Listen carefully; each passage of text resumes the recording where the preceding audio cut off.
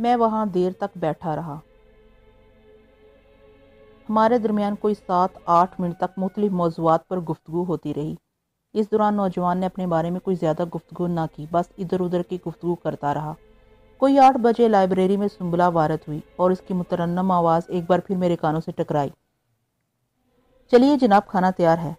نوجوان فوراً ہی کرسی سے اٹھ گیا۔ اس نے بڑی محبت سے مجھے اٹھایا اور ہاتھ میں ہاتھ ڈالے ہوئے کھانے کے کمرے میں لے آیا۔ کمرے میں بھنے ہوئے گوشت کی اشتہا انگیز خوشبو پھیل رہی تھی۔ میں پیدل کافی چلا تھا اور مجھے سخت بھوک لگ رہی تھی۔ کچھ رسمی باتوں کے بعد ہم کھانے میں منہکم ہو گئے۔ کھانے کے بعد سنبلہ نے کعوہ پیش کیا۔ میں اتنا ہی کہہ سکتا ہوں کہ جو کھانا میں نے وہاں کھایا ویسا پھر کبھی میسر نہ ہو سکا۔ میری بھوک کھلی ہوئی تھی، کچھ زیادہ ہی کھا گیا، پھر بھی پیٹ خالی خالی ہی لگتا رہا، حتیٰ کہ جب معزز میزبان نے بستر پیش کیا تب بھی مجھے شدید بھوک محسوس ہو رہی تھی۔ میں نے عمداً زیادہ نہیں کھایا کہ مبادا میزبان مجھے پیٹو نہ سمجھے۔ اس رات مجھے نیند نہیں آئی۔ جب بھی آنکھ کھلتی یوں لگتا جیسے سنبلہ میرے پاس آئی ہو اور میرے بالوں میں انگلیاں پھیر رہی ہو۔ پھر میری نیند اچڑ جاتی۔ کئی بار آنکھ کھلنے پر جی چاہا کہ اٹھوں اور دیکھوں کہ وہ کہاں ہے، لیکن میرے چاروں طرف گہرا اندھیرا طاری تھا، وہی جنگل کی آوازیں تھیں اور بس۔ میں منہ اندھیرے ہی اٹھ بیٹھا، منہ ہاتھ دھونے کے لیے مخصوص کمرے میں چلا گیا۔ اس سے ملحق کمرے میں مجھے روشنی سی محسوس ہوئی، ساتھ ہی برتنوں کے کھنکنے کی آوازیں بھی سنائی دے رہی تھیں۔ یقیناً وہ سنبلہ ہی ہوگی۔ اور پھر مجھے اس کا حیولہ دروازے میں کھڑا نظر آیا۔ وہ آپ اتنی جلدی بیدار ہو گئے؟ اس نے پوچھا جیسے جلترنگ بول اٹھے ہوں۔ ہاں، بس اٹھ کر بیٹھ گیا، میں نے تھکے ہوئے لہجے میں کہا۔ معلوم ہوتا ہے کہ آپ رات میں اچھی طرح سو نہیں پائے، اس نے مجھے غور سے دیکھتے ہوئے کہا۔ ہاں، کچھ ایسی ہی بات ہے۔ کیوں؟ اس نے تعجب سے مجھے دیکھا۔ بس کیا بتاؤں؟ ایک ٹھنڈی سانس میرے منہ سے نکلی اور میری نظریں اس کی آنکھوں میں پیوست ہو گئیں۔ میری نظریں اپنے چہرے پر جمی دیکھ کر اس کے سرخ و سفید چہرے پر شرم کا غازہ سا چھا گیا۔ اس کی نظریں حیا سے جھک گئیں۔ میں ابھی چند لمحوں میں رخصت ہو جاؤں گا۔ نہ جانے کیوں میں نے کہہ دیا۔ میرے لہجے میں بلا کی اداسی اونت کر آئی تھی۔ ہاں، آپ کو تو جانا ہے، ہمارے پاس تو نہیں رہ سکتے، اس نے جواب دیا اور عجیب کھوکھلی سی آواز تھی۔ میں نے چونک کر اسے دیکھا۔ اسی لمحے دروازہ کھلا اور میزبان ذی شان اندر آ گیا۔ اس نے سنبلہ سے مخاطب ہوتے ہوئے کہا، ارے بھائی، ناشتہ لگا دو، میرے دوست کو اپنے گھر بھی جانا ہے۔ سنبلہ الٹے پیروں رخصت ہو گئی۔ چند لمحوں میں ہم لوگ ناشتہ کر رہے تھے۔ یہ ناشتہ پوریوں اور کبابوں پر مشتمل تھا۔ ناشتے سے فارغ ہوتے ہوئے کوئی 7 بج گئے تھے۔ سورج کی شعائیں جنگل کو منور کرنے لگی تھیں۔ میں نے اپنا لباس درست کیا، سفری تھیلا سنبھالا اور کہا، جناب من، اب میں چلوں گا۔ آپ نے میرے ساتھ جس محبت کا مظاہرہ کیا ہے میں اسے ہمیشہ یاد رکھوں گا۔ جواب میں میرے میزبان نے مسکرا کر دیکھا، پھر اپنی بہن کی طرف مڑتے ہوئے بولا، سنبلہ، کچھ پوریاں اور کباب ان کے ساتھ کر دو۔ کھانے کی میز پر ان کی کافی تعریف کر رہے تھے، دوپہر کے کھانے میں کھا لیں گے۔ اوہو، اس کی کوئی ضرورت نہیں، میں نے جلدی سے کہا، آپ لوگوں کی یاد میرے دل میں ہمیشہ رہے گی۔ ویسے بھی آپ رسول پور کے قریب ہی رہ رہے ہیں، میں انشاءاللہ پھر آؤں گا۔ میں نے ایک اچٹتی سی نظر سنبلہ پر ڈالتے ہوئے کہا، تب شاید میں آپ کو کوئی خوبصورت تحفہ بھی دے سکوں۔ سنبلہ نے آنکھیں جھکا لی، یکایک وہ جیسے چونک گئی۔ جلد ہی اس نے چند پوریاں اور کچھ کباب نکالے اور میرے سامنے ایک رنگین سے کاغذ میں انہیں باندھ دیا۔ پھر اسے میری سمت بڑھاتے ہوئے بولی، یہ رکھ لیجئے۔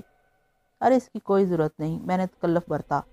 میری خوشی کے لیے رکھ لیجئے، اس نے دوبارہ کہا۔ میں نے ہاتھ بڑھا کر اسے لے لیا۔ میں نے اپنی انگلیاں عمدن اس کے ہاتھ سے ٹکرا دی۔ مجھے یوں لگا جیسے برف کے ساتھ میرا ہاتھ مس ہو گیا، کچھ ایسی ہی سرد تھی وہ انگلیاں۔ جب میں مکان سے باہر نکلا تو وہ دونوں بہن بھائی کچھ دور تک مجھے چھوڑنے بھی آئے، اور پھر الوداعی مسافے کے بعد میں اپنے رستے پر چل پڑا۔ اس وقت تک دھوپ ہر طرف پھیل چکی تھی، جنگل میں زندگی اونت کر آئی تھی، چڑیاں ادھر ادھر اڑ رہی تھیں۔ میں نے کچھ فاصلے پر رک کر پیچھے دیکھا، وہ دونوں اب وہاں موجود نہیں تھے، البتہ 2 فاختائیں کافی نیچی پرواز کرتی ہوئی میری طرف چلی آ رہی تھیں۔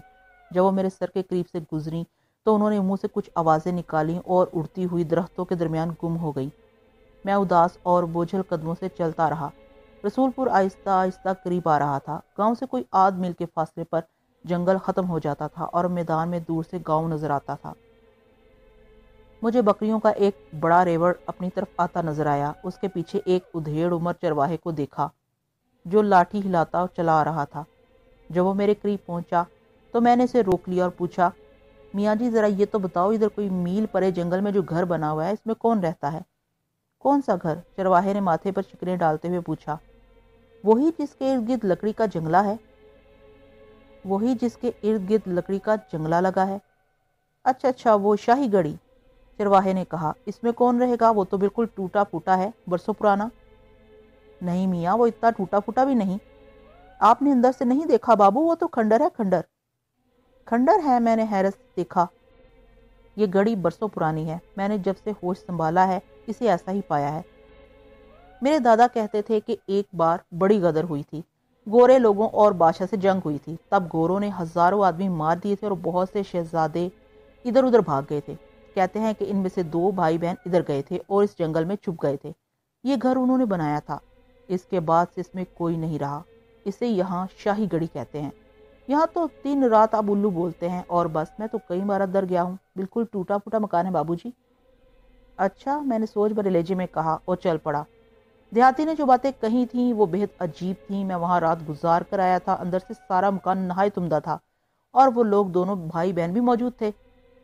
मेरी अकल चकरा कर रह गई थी। अचानक मुझे एक कहानी याद आ गई जिसमें मैंने कुछ ऐसा ही मामला पढ़ा था, जिसमें एक गांव ऐसा भी था जो हर 100 बरस बाद सतह जमीन पर उभर आया करता था। सिर्फ रात की रात रहता था और सुबह फिर वहां गहरी हंदकें बन जाया करती थी। कहीं ये भी कोई ऐसा ही किस्सा तो न था? कहीं मैं भी महज इत्तेफाक से रूहों का मेहमान तो नहीं बन गया था? नौजवान मेजबान और उसकी बहन का सरापा मेरे सामने घूमने लगा। वो दोनों बिलाशुबा शाही खानदान के ही लगते थे।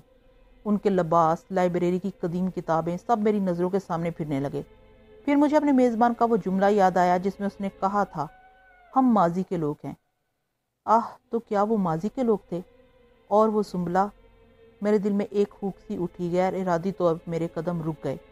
किसी ख्याल के तहत मैंने अपना सफरी थैला खोला और इसमें से वो पैकेट निकालने लगा